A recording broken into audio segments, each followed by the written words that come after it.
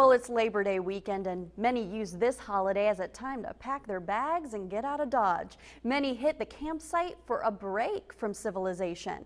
But this summer, camping revenue has dropped in Vigo County parks. News 10's Lindsay Yates has more on this low turnout.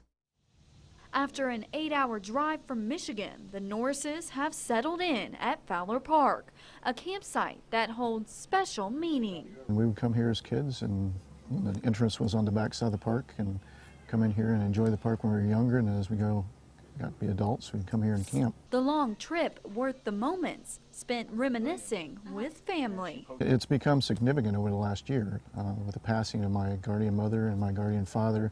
You know, they came here every summer, and now with their passing, we want to continue that for our siblings that are left here and their kids. But this year, their family will not be joining them. They're concerned because, you know, some of my family are getting fairly elderly and they just can't move around as much. So when they come here to camp, they like to be able to come and camp for a considerable amount of time. As of May this year, campers are only allowed to stay a maximum of 14 days at certain campsites. When you have folks that are the heartbeat of this camp, you know, your long-term campers are the ones that support this the most because they're here for, you know, not just days but weeks. Vigo County parks are seeing less campers this summer. In June, we did see a decrease of about 30% in revenue. But the Parks Department can't be certain the new policy is what led to the low turnout. Definitely analyze this year's attendance numbers, we'll analyze next year's attendance numbers, and should we need to reflect back and look at our policies,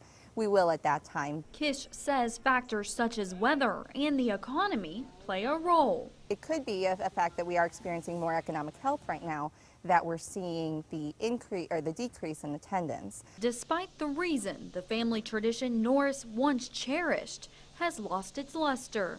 But the folks that would come here and camp with us, we've had to physically now go visit them, so we're not able to even enjoy being here camping as much. In Vigo County, I'm Lindsay Yates, News 10. The Parks Department says it's not unusual for attendance numbers to fluctuate. Camping season in Vigo County ends on October 15th.